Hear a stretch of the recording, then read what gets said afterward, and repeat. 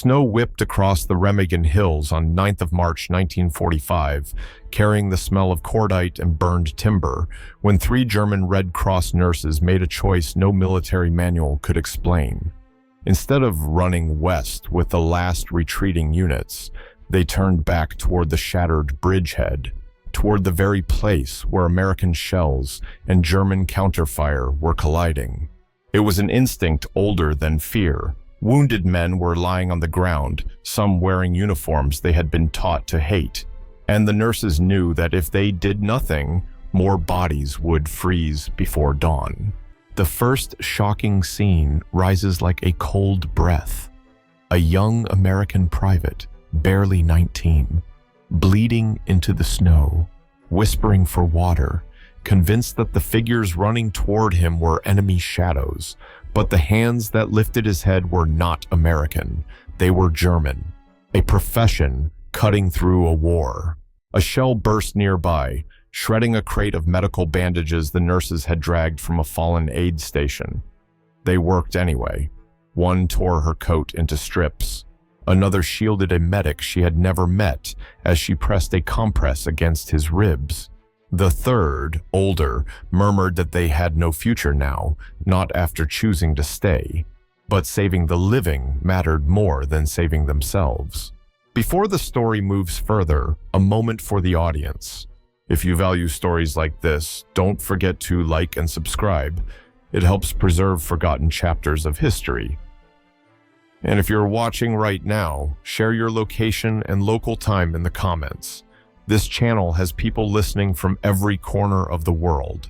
Back at the riverbank, the nurses' loyalty to humanity collided with the final chaos of the Rhine campaign. U.S. troops advancing from the east slowed when they saw white-aproned silhouettes bent over wounded Americans. A corporal from the 27th Armored Infantry hesitated, thinking it was a trick, until he noticed something small. A nurse's hands shaking uncontrollably, not from fear of capture, but from the cold and the blood loss of the man she was trying to save. Anecdotes later collected by Signal Corps clerks note a rumor that one of the nurses scolded an American medic for holding a splint incorrectly.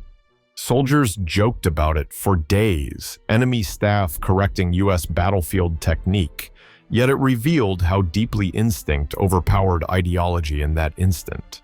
The scale of the chaos around them was staggering. On that same day, more than 8,000 troops crossed the Ludendorff Bridge. Engineers estimated that 300 tons of material per hour moved across the planks. German artillery fired over 600 shells at the span within 24 hours, and casualty reports listed dozens of wounded Americans in the immediate sector. Yet in the middle of that inferno, 3 nurses acted as if the world had paused. 3 isolated specks of calm amid a river of metal and fire. This beginning closes with a contrasting image: armies clashing, artillery shaking the hills, columns rushing forward to decide the future of Europe, while 3 women in torn coats leaned over the wounded, unaware they had just rewritten the first line of their own fate. The morning after the chaos at the river, mist clung to the Remagen bridgehead like a veil, softening the outlines of wrecked trucks and collapsed farm sheds. But inside that haze lay a twist of history almost no post-war chronicle bothered to preserve. 3 German Red Cross nurses, standing silently beside American casualties they had treated through the night, waiting to be arrested. They expected rifles. They expected shouting. What they did not expect was gratitude. At 0740 on 10th of March 1945, patrols from the 9th Armored Division moved carefully across a shell-torn meadow on the western side of the bridge. Malmedy, the Bulge, and months of brutal fighting had hardened them. So when they spotted 3 women in white aprons beside 6 wounded GIs, their first instinct was suspicion. They spread out, rifles raised. The nurses did not move. One kept her hands raised. Another kept pressure on a shrapnel wound. The oldest whispered something that a medic, Private Charles Weaver, later wrote down. "They won't believe us. Nobody will believe we tried." Statistics from that day underline the danger they faced. German 88s continued firing at intervals of every 6 to 12 minutes. U.S. intelligence logged 41 confirmed counter-battery strikes before noon. Nearly 1,600 American wounded had passed through nearby aid stations in just 4 days of bridgehead fighting. Saving even one man under those conditions required a defiance of logic. Saving several while awaiting capture bordered on madness. The Americans approached cautiously. The nurses expected handcuffs. Instead, a staff sergeant called out for a medic team. The shock that crossed their faces was so visible that a Signal Corps photographer, Corporal Ernest Hayes, scribbled in his notes that the women looked betrayed by kindness. One of the nurses, the youngest, had a diary tucked into her uniform pocket. She would not let go of it even when ordered to sit down. When finally asked why, she admitted that the last thing she wrote, scribbled during a lull in shelling, was a confession. "If they kill me today, at least I did one decent thing."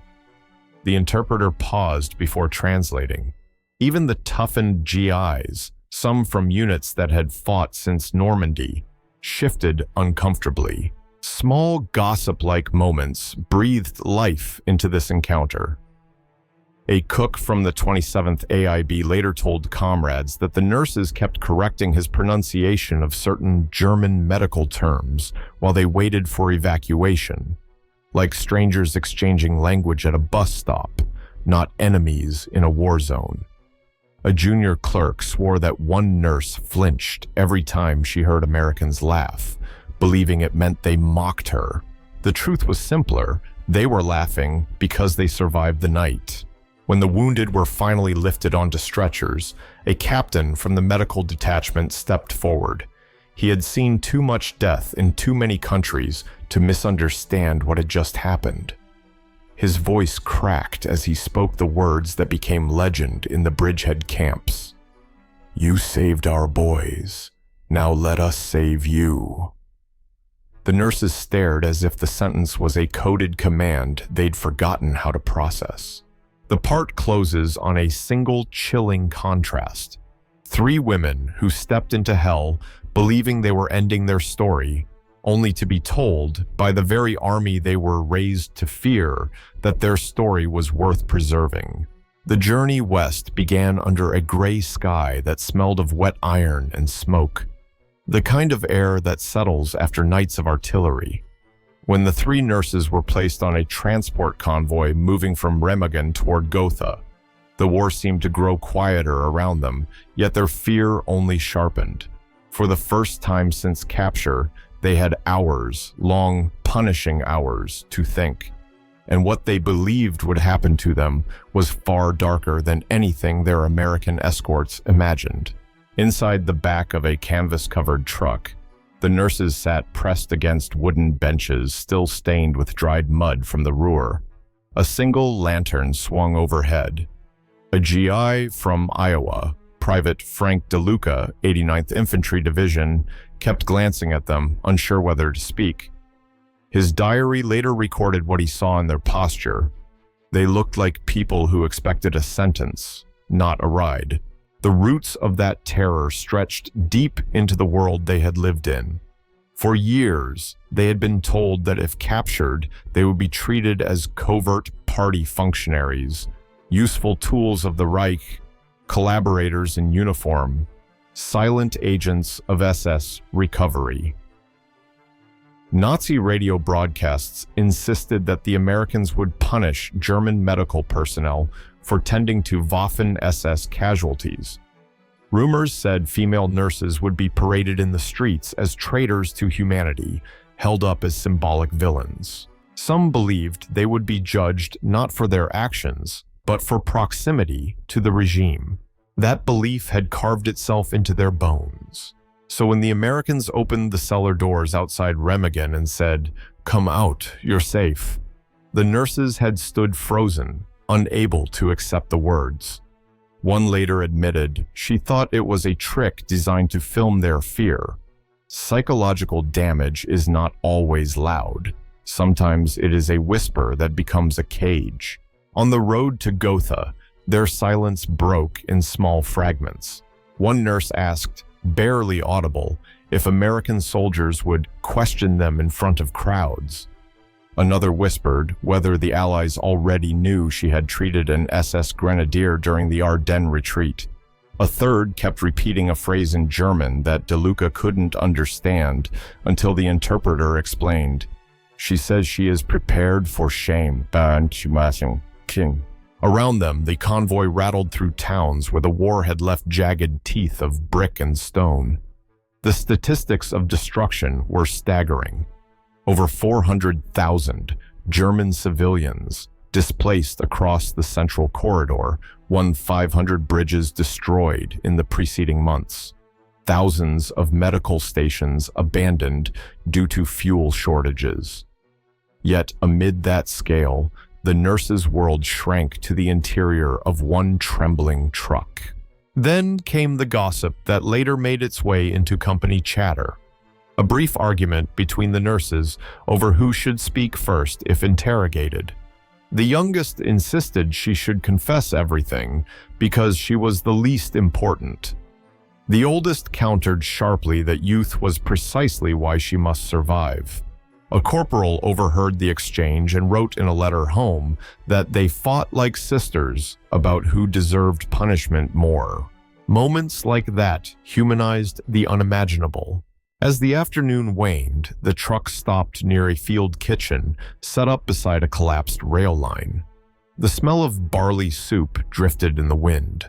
One nurse instinctively stood to serve the American soldiers, out of habit more than thought. But a sergeant gently stopped her and ladled a bowl for her instead. She stepped back as if struck, stunned by the disorienting reversal of roles. A contrast unfolded within her mind. Months earlier, she had walked confidently through a ward, believing in structure, believing her work aligned with a nation's purpose. Now she could not lift a spoon without shaking. Before, she had belonged to the machine. After, she belonged only to the humanity she was struggling to rediscover. When the convoy rolled on and night settled, the lantern flickered again, casting shadows on tired faces. No one spoke. The truck creaked like an old memory trying to wake. And somewhere between Remagen and Gotha, 3 nurses finally understood the truth that would define the rest of their journey. They were prisoners, not of the Allies, but of the stories they had been forced to believe. This part closes on quiet tension, 3 silhouettes swaying with the motion of the truck, each asking herself the same unspoken question. If the Americans were not here to destroy them, then who were they now? The 130th Evacuation Hospital near Gotha hummed with a rhythm unlike anything the 3 nurses had ever known. Generators throbbed behind canvas walls, stretchers slid across wooden planks, and American medics shouted rapid orders that sounded almost musical in their urgency. It was a place built for relentless movement, sorting, treating, evacuating, recording. Yet the moment the German nurses stepped inside, the whole space seemed to pause, not from hostility, from disbelief. The Americans had expected many things: defiance, fear, a refusal to cooperate, perhaps even the silent arrogance they had sometimes encountered in captured SS personnel. They had not expected women who apologized for entering, who bowed their heads instinctively, who kept their hands clasped as if awaiting judgment. It was as if the nurses had walked into a courtroom, not a hospital. One medic, Sergeant Tom Halperin of the Medical Administrative Corps, later wrote about the moment a German nurse tried to mirror his triage steps to avoid disrupting procedure. He confessed that he almost laughed, not out of mockery, but out of the absurdity of seeing a former enemy attempting to blend into a machine she did not think she had permission to join. And then came the gesture that changed everything. Private Louis Hart from the 99th Infantry Division, temporarily assigned to the hospital, noticed that the nurses flinched every time a guard shifted his rifle. So he did something almost ceremonial. He removed his gloves, slowly, deliberately, and extended an open, bare hand toward the oldest nurse. No weapon, no command, just a human offering. Civil affairs training had included guidelines for calming frightened civilians and medical staff. Open hands, soft tone, visible distance. But Hart did not do it because of training. He did it because he saw her trembling. His diary entry for that evening captured the moment with brutal simplicity. No handcuffs, just my hand. The reaction was immediate. The nurse stiffened, then stared at his fingers as though they were the first clean thing she had seen in months. She looked not relieved, but disarmed, emotionally unarmored in a way that stunned the American staff observing nearby. A corporal whispered to another, "She thinks he's testing her." The truth was that Hart was offering something she no longer believed she deserved: trust. Around them, the hospital returned to its rhythm. Over 340 patients had been processed in the preceding 24 hours. Some 200 bandages had been logged, 260 pints of plasma distributed, 37 surgeries completed since dawn. This was the logistical heart of the Western push into Thuringia, a machine that ate hours and devoured exhaustion. And into that machine walked 3 women who kept bowing each time someone addressed them. Smaller anecdotes floated through the unit for days. One nurse stared open-mouthed when a black American quartermaster carried in crates of medical supplies. She admitted later she had been told African-American soldiers were kept in cages by their own army. Another nurse was baffled by a GI's lunch tin, its bright oranges and small chocolate packet, murmuring that she hadn't seen citrus fruit since 1943. A third burst into tears when an American medic casually handed her a pencil to sign her intake card. In her mind, pencils were for officers and party officials, not for someone awaiting punishment. Before the war, each of them had believed that uniform colors defined morality, but now the contrast was clear, sharp as the iodine smell of the ward. Before, they had been surrounded by wounded who cursed the Allies. Now, they stood inside a hospital where enemy soldiers made space for them in crowded aisles, motioning them forward with kindness they didn't understand. The part closes with an image that lingers. The oldest nurse holding Private Hart's bare hand for 1 second longer than necessary, not as submission, but as the first fragile sign that her fear might finally be loosening its grip. The sentence slipped out before she realized she had spoken it. A whisper, barely formed, carried more by breath than voice. "We're not worth saving." The room, an improvised ward inside a requisitioned schoolhouse near Gotha, seemed to still. An American medic paused mid-movement with a tray of gauze.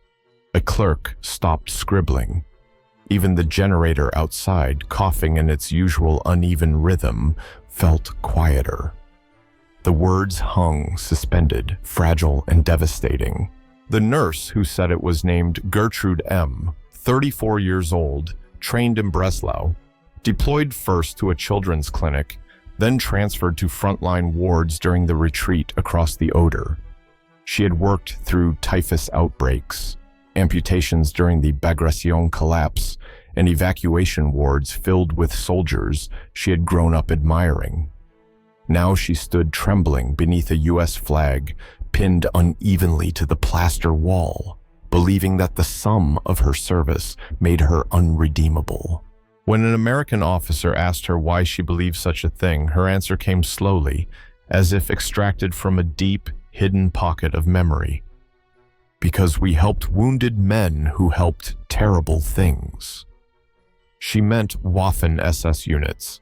She meant soldiers who had passed through her ward with mud still on their boots from places she did not dare name.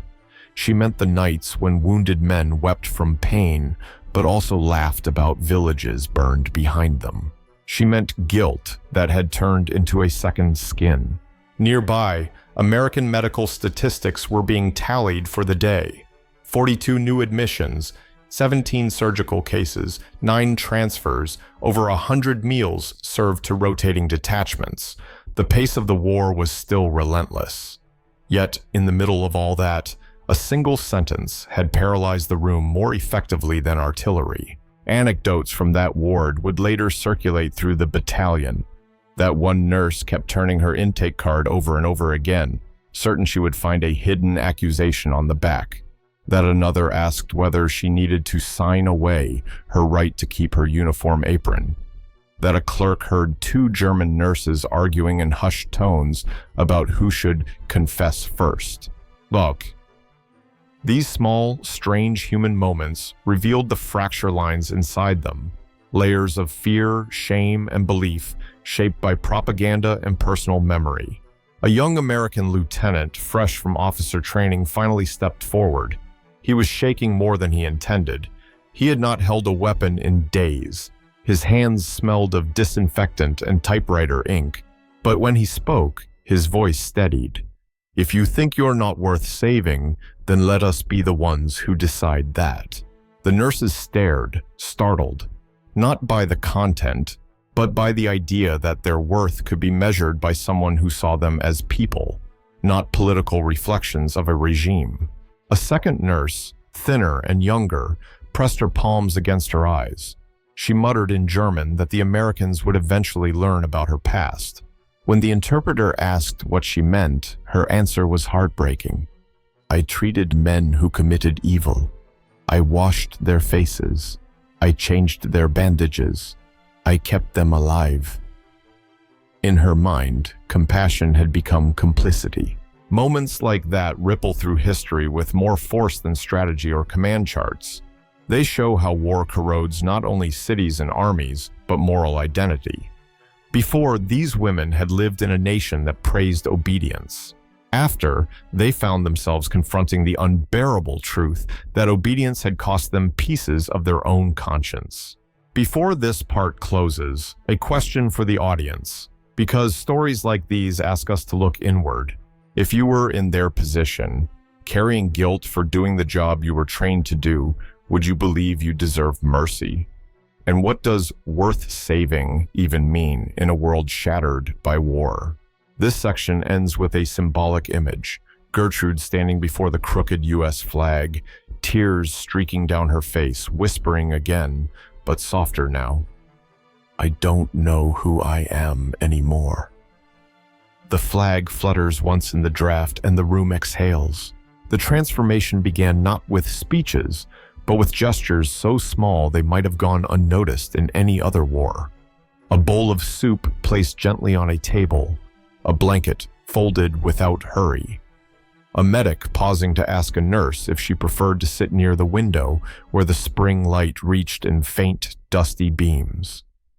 These moments gathered slowly, threading warmth into a place that had known only coldness and guilt.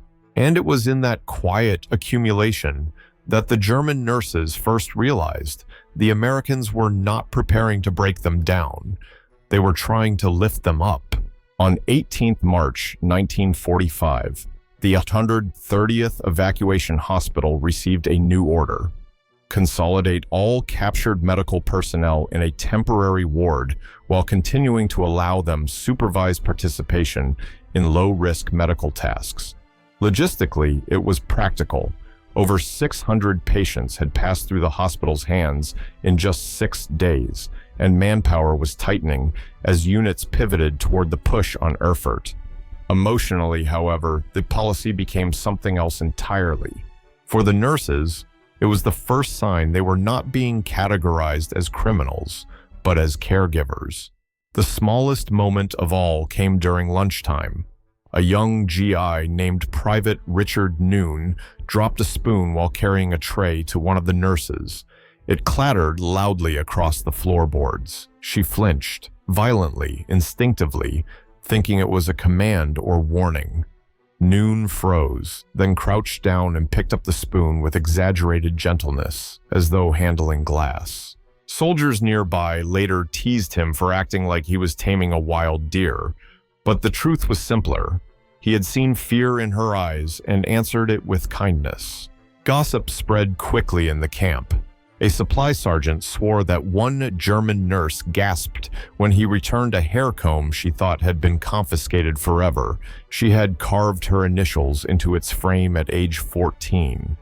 Another GI claimed he caught a nurse staring in astonishment at a camp bulletin board, unable to believe that American soldiers joked publicly about themselves, criticizing their own cooking and handwriting. She whispered to her companions that such open mockery would have been forbidden back home. And then there was the moment that changed the emotional balance of the entire ward. A young nurse found a photograph lying beneath a cot, an American portrait of a soldier's mother and younger sister. Assuming she had stumbled across something sacred, she brought it to a medic with trembling hands, apologizing over and over again for having touched it. The medic stared at her, confused, and then placed the photograph back into her palm. "You keep things safe," he said quietly. "You've done that your whole life." Those words struck deeper than he knew. For the nurses, safety had become synonymous with suspicion. Taking responsibility usually meant being blamed. Having their hands associated with comfort instead of scrutiny was a change so sudden it left them blinking through stunned tears. Before the war, they had lived in a system where compassion was regulated, offered to some, denied to others. After capture, they expected that scale to turn against them. Now, for the first time, the world seemed to be weighing them differently. This section closes with a question for the audience, because this story only becomes truly powerful when we examine ourselves. If you were in the Americans' place, would you have trusted these nurses enough to let them help your wounded? And if you were one of the nurses, could you have believed any of this kindness was real? The last image is simple. A nurse sitting at a wooden table, steam rising from her soup, hands still shaking, but this time, not from fear, from the overwhelming realization that someone she once called the enemy now wanted her to heal, not hide. The camp had a strange stillness on the morning of 27th March 1945, the kind that follows weeks of chaos and fear. Thin mist drifted above the parade ground, softening the outlines of guard shacks and medical tents. From a distance, it looked like any other temporary installation along the American advance toward Thuringia. But inside, something profound had shifted. The German nurses, once convinced they were about to become examples, about to face shame, about to be dismantled, now walked with a different posture. Not confidently, not freely, but no longer collapsing under invisible weight. A small ceremony was taking place under the camp's crooked flagpole, though no one had planned it.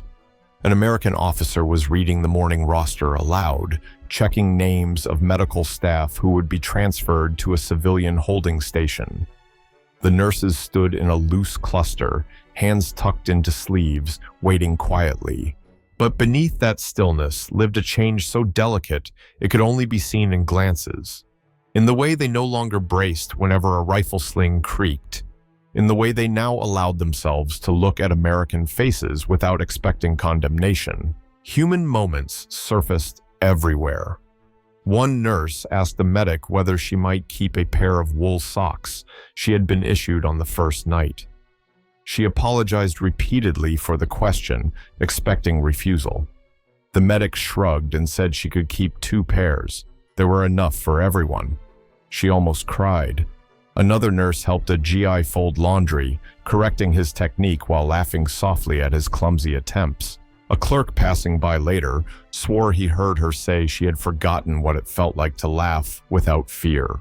Meanwhile, American operations continued at full speed. Supply officers noted that 5 trucks of plasma and medical equipment had arrived overnight. The Graves Registration Unit logged 11 recovered bodies from outlying fields, each carefully processed and recorded. Engineers reported that over 200 miles of road behind the camp had been cleared for the next phase of the Allied push. The war machine had not slowed, yet inside the nurses' ward, time seemed to move differently, gentler, steadier, no longer dictated by terror. Then came the moment that crystallized the entire journey. During routine inspection, a GI checked a small underground bunker attached to the former schoolhouse. The nurses followed, curious, thinking it was simply another procedural step before their transfer. But when the GI switched on his flashlight, the beam landed directly on the hands of the senior nurse, Gertrude. Cracked skin, thin burns from antiseptics, a line of dried blood under her thumbnail from a soldier she had carried at Remagen. Hands sculpted by a lifetime of tending to the wounded, marked by both guilt and grace.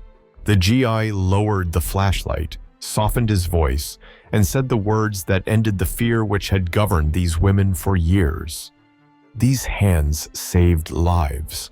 That's enough reason for us to save you. It was not a speech. It was not rehearsed. It was simply a truth, spoken plainly under a bare bulb and an American flag that fluttered crookedly in the cold.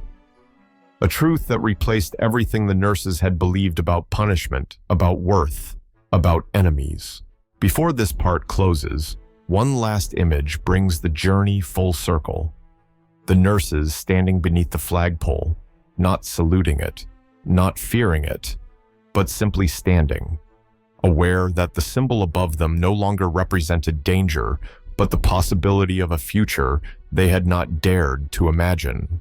And as the American officer called their names one by one, they stepped forward, not as prisoners expecting judgment, but as women discovering, slowly and painfully, that dignity had found them again. The story of these nurses settles slowly, like dust after distant shell fire, drifting into a silence too delicate to disturb.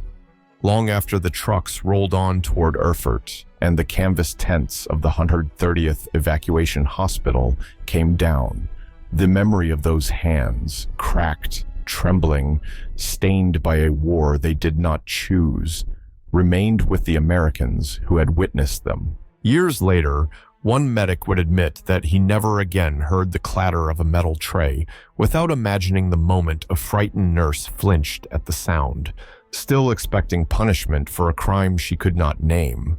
Another said he sometimes dreamed of lanterns swaying inside the convoy truck, the nurses arguing gently about who deserved blame more, each refusing to see the humanity the others saw so clearly.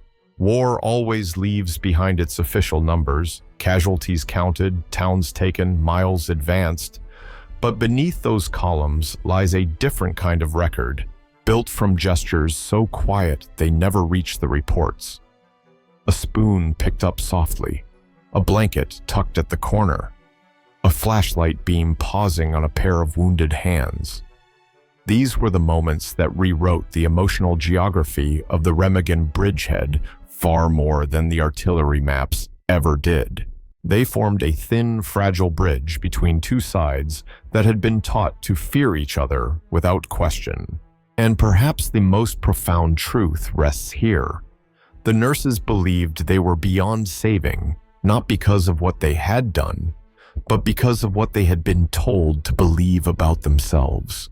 The Americans contradicted that belief not with sermons or demands, but with kindness that asked for no repayment. Kindness that allowed guilt to thaw, slowly, painfully, until identity could begin again. Somewhere in the years that followed, as Europe rebuilt and soldiers returned home, a few of those nurses would step into new lives, quiet ones, unmarked by medals or public recognition. But the memory of being lifted up when they expected to be broken remained a private landmark, something they carried like a small, steady flame. History often remembers the battles, but sometimes it is the hands, not the guns, that tell the deeper truth.